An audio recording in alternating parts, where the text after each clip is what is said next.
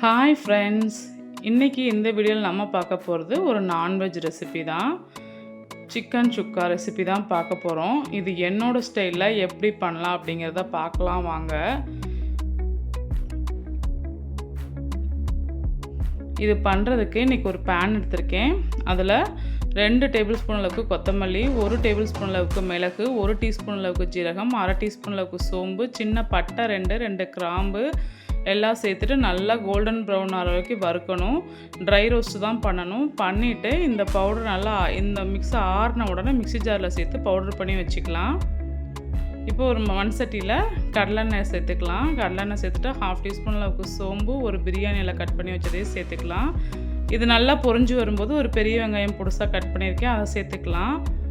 அது கூடயே சின்ன வெங்காயம் 1 கப் க்ளீன் பண்ணி வச்சுருக்கேன், அதையும் சேர்த்துட்டு நல்லா கண்ணாடி பதம் வர வரைக்கும் வறுத்தா போதும். கோல்டன் ப்ரௌன் ஆகணும்னு அவசியம் இல்லை. இந்தளவுக்கு வெங்காயம் வெந்து வந்த உடனே 2 மீடியம் சைஸ் தக்காளி பொடிசாக கட் பண்ணியிருக்கேன், அதையும் சேர்த்துட்டு நல்லா வதக்கி விடுங்க. இது கூட 1/2 டீஸ்பூன் அளவுக்கு மஞ்சள் தூள் சேர்த்து அதையும் கலந்துக்கோங்க.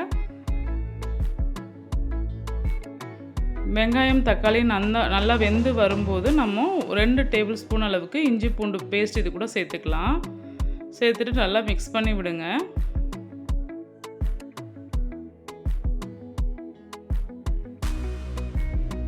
இந்த ஸ்டேஜில் நான் 1 டீஸ்பூன் அளவுக்கு தனி மிளகாத்தூள் சேர்த்துருக்கேன். நீங்கள் அந்த அளவுக்கு மட்டும் சேர்த்துக்கோங்க. இதே காரம் கரெக்டாக தான் இருக்கும். நம்ம ஆல்ரெடி மிளகு நிறையா சேர்த்துருக்கோம் வறுத்த பவுடரில். அதனால் 1 டீஸ்பூன் அளவுக்கு தனி மிளகாத்தூள் போதும். கரம் மசாலா எதுவுமே தேவைப்படாது, இது மட்டுமே போதும்.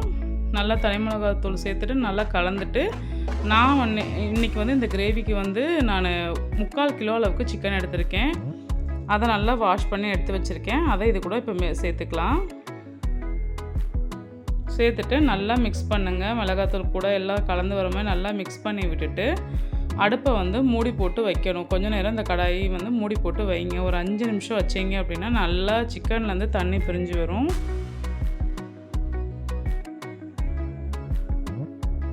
தெரியுதா, சிக்கன்லேருந்து நல்லா தண்ணி பிரிஞ்சு வந்திருக்கு இல்லையா? இது கூட 2 பச்சை மிளகாய் கீரி சேர்த்துக்கிறேன். சேர்த்துட்டு மிக்ஸ் பண்ணிக்கலாம். சிக்கன் இன்னும் கொஞ்சம் வேகணும் அப்படிங்கிறதுனால நான் ஒரு 1/2 கப் அளவுக்கு தண்ணி இது கூட நான் சேர்த்துக்கிறேன். சேர்த்துட்டு நல்லா மிக்ஸ் பண்ணி விடலாம். இந்த சிக்கன் சுக்காவுக்கு தேவையான அளவு உப்பு சேர்த்துக்கலாம். இது நீங்கள் மட்டனில் கூட செய்யலாம். மட்டனில் செய்கிற மாதிரி இருந்தால் நீங்கள் மட்டனை தனியாக வேக வச்சு எடுத்து வச்சுக்கணும். இஞ்சி பூண்டு மஞ்சள் தூள் உப்பு போட்டு மட்டன் தனியாக வேக வச்சு எடுத்துகிட்டு அதை இது கூட சேர்த்துக்கலாம்.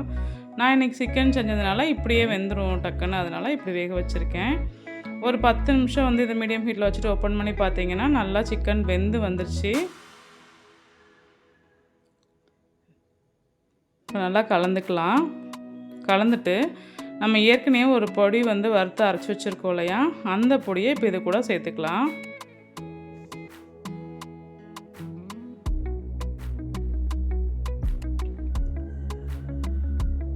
எல்லா பொடியுமே சேர்த்துட்டேன். சேர்த்துட்டு இதை நல்லா இப்போ கலந்து விட போகிறேன். இந்த சிக்கன் சுக்கா ரெசிபி பார்த்திங்கன்னா உங்களுக்கு சாதம், சாம்பார் சாதம், ரச சாதம், சப்பாத்தி, தோசை எல்லாத்துக்குமே, ரொட்டி எல்லாத்துக்குமே நல்லாயிருக்கும். நீங்கள் இதே மெத்தடில் நீங்களும் செஞ்சு பாருங்கள். நல்லா பெப்பர் நிறையா சேர்த்துக்கிறதுனால கோல்டு இருக்கிற டைமில் இந்த மாதிரி செஞ்சு கொடுத்தா பிள்ளைங்களும் விரும்பி சாப்பிடுவாங்க. இப்போ நல்லா மிக்ஸ் பண்ணிவிட்டு ஒரு மூடி போட்டு 5 நிமிஷம் கழிச்சு ஓப்பன் பண்ணால் இந்தளவுக்கு சிக்கனும் நல்லா வெந்து வந்திருக்கும். அந்த மசால் வாசனமும் போயிருக்கும். நல்லா பாருங்கள், எண்ணெய் பிரிஞ்சு வந்திருக்கா. நான் எனக்கு இந்த ஸ்டேஜ்லேயே சுக்கா வேணுங்கிறனால அடுப்பை ஆஃப் பண்ணிவிட்டேன். நீங்கள் இன்னும் கொஞ்சம் ட்ரையாக வேணுனாலும் நீங்கள் ட்ரை பண்ணிக்கலாம். இப்போ நல்லா மிக்ஸ் பண்ணிவிட்டு இதுக்கு மேலே கருவேப்பிலையும் கொத்தமல்லியும் லைட்டாக தூவி விட்டு அடுப்பை ஆஃப் பண்ணிவிட்டு இறக்கிடலாம். டேஸ்ட்டான சிக்கன் சுக்கா ரெடி. நீங்களும் செஞ்சு பார்த்துட்டு எப்படி இருந்தது அப்படின்னு சொல்லுங்கள்.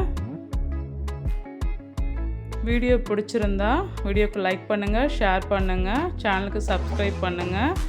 Happy eating, healthy eating.